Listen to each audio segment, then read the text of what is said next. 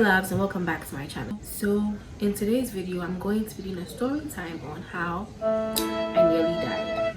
So with that being said, let's get right into this video because I don't want to waste much time. Okay guys, so before I start my story, let me just give like some prior information.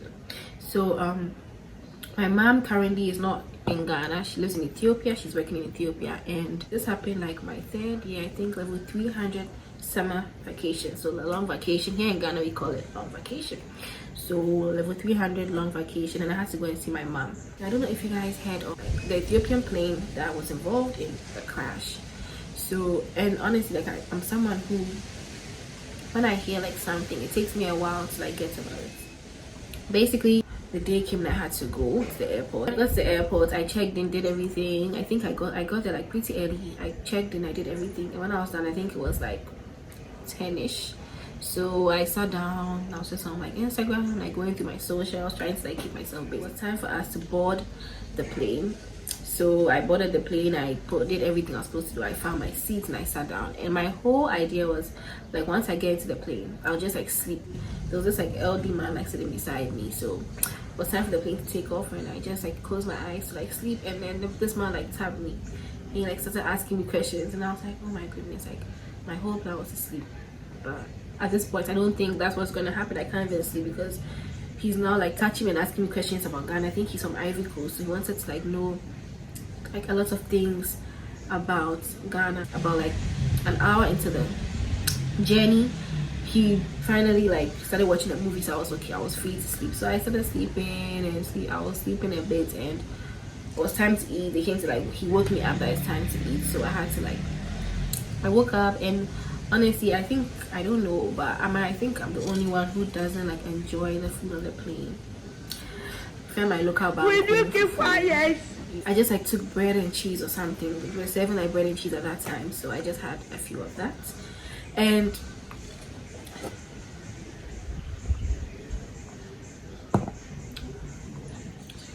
they were serving like bread and cheese at that time, so I had a few of that, and I didn't have like my phone at that time wasn't really like, the battery wasn't strong, so I couldn't really like listen to music, so I just had to like kind of sleep. And while I wasn't sleeping, I was just like daydreaming and imagining things. So like 2 hours into the journey, and the pilot made an announcement, and I couldn't really like hear.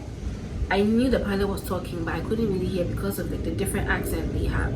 So at that point I could just hear everybody panicking like, hey, yeah, well, hey, dang, like people were like actually exclaiming, and I was like, wait, what's going on? So at that point I tapped them and I had to like ask him like what the pilot said, and he was like, the pilot was like, would have to make an emergency landing in Uganda because one of the plane's engines has failed. And I was like,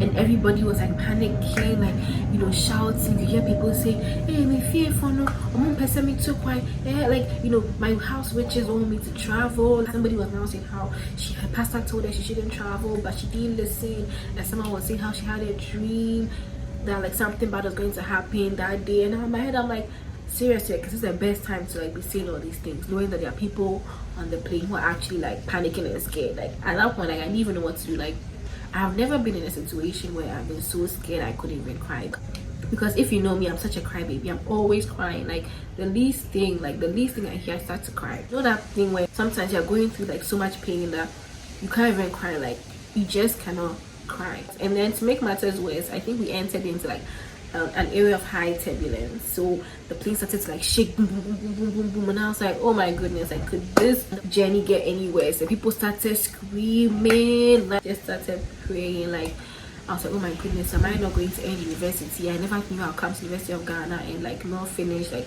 die in level like 300, not even get a chance to go to level 400. Like I started praying. I said, what will happen to like my clothes? I started thinking about clothes that I hadn't even worn. Like, can you imagine? Like I was thinking about clothes that I hadn't gotten the chance to wear, and I was just like praying to God forgiveness and everything that I had done. And I never ever imagined myself like dying like this. So I think about my parents, my mom, my dad, like what are they going to do? My body would not even be found, because if I was involved in the plane crash, like my body would have just like torn into like million pieces. I was so sad. Like And at that point I was alone because I was traveling alone, like nobody like to actually hold just in case like something happens. My heart was literally in my hand. We're crying. You're saying very scary things. I couldn't even say you had a dream that something bad is going to happen that day, and your pastor told you not to travel because something will happen. And like at that point, I'm like, your pastor told you not to travel, so why did you come? Because someone's destiny or something can like affect everybody. Sometimes if you're at the wrong place at the wrong time, at that point I'm like, why did you even like board the plane if your pastor told you you're going to die? So we had like I think 15 minutes to get to Uganda, and all I could think about was I'm not going to get married, I'm not going to give birth, I'm not going to give birth to my twin. I was so like stiff, like I was just like. And the man sitting beside me kept on passing comments like, oh, you know, I'm so sad, you're very young, at least he has lived certain points, has experienced things, and like, I'm so young, he's feeling so bad for me. He hopes like nothing bad happens. He hopes like the one engine can like, you know, take us to our destination because he has lived life, at least he's experienced certain things. And, you know, like at least he has gotten married and he has come back to his children, but me, I didn't even get it. What if I don't get a chance to like, get married and give birth to children? And I was just looking at him like, oh my, is this the best time to say this to someone? And he was actually laughing. I think that was a way like of releasing tension or something, like to create like a joke. We had like 10 minutes. Everyone started praying, hoping that we land safely. We got the second engine like failed. We landed safely in like Uganda, and when we got there we had to like wait in the plane for like 30 minutes because he wanted to like fix the problem so we can keep flying. And I really didn't even think that was like a good idea.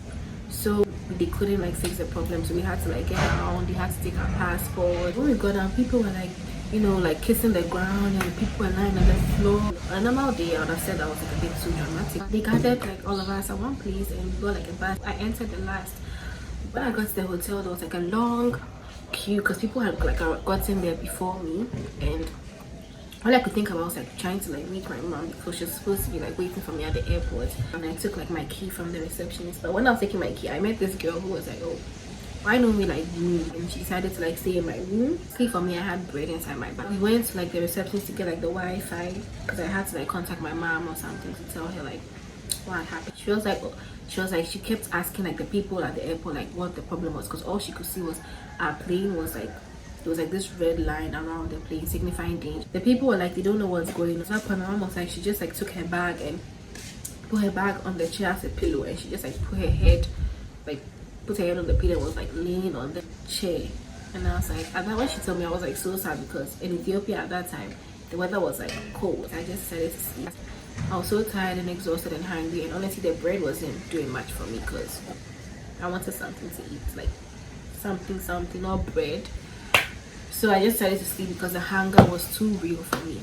So we slept and woke up like around like 7, left the room, and we headed to the elevator.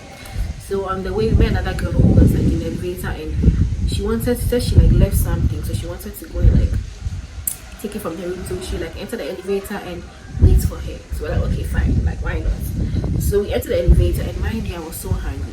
This girl like kept so long, because I just told my friend, I was like, you know what, let's just leave her, she'll take the stairs, because at that point I was so hungry. My friend was like, oh no, let's wait for her, it's not nice. I was like, yeah, I know it's not nice, but like your girl is hungry. Like I was so hungry, so let's just go and leave her. Like, you know, there's no time, let's just go and leave her. So my friend was still like, you know, and I was like, okay. I just like pressed the button for it to close, and I pressed like ground floor. So when I pressed the button for it to close, like the thing was closing, like closing. When it got like somewhere here, the lights went off. The data was stuck. And like just seconds later, this girl appeared and she's like, oh my goodness, are you guys okay? Like I was looking at her like, if you had hurried up. Sometimes the evil you do catches up with you. We were in the elevator for like 10 minutes, and the lights finally came on because so I ran out. We went to like eat, and the food wasn't, the bread was hard. I think because of everything that happened, we got like kind of like the leftovers or something. Like everybody had picked what they wanted to pick, and it was there for like the hard bread. Everything was cold, so I couldn't eat as much as I wanted. I think I took a few videos. Of my friend. I'll just like leave it somewhere if I'm able to like retrieve those videos. Time for us, so I finally came. So we all got into the buses and we headed to the airport. We finally made it to the plane and we took off, and it was like I think just 1 hour from Uganda to Ethiopia.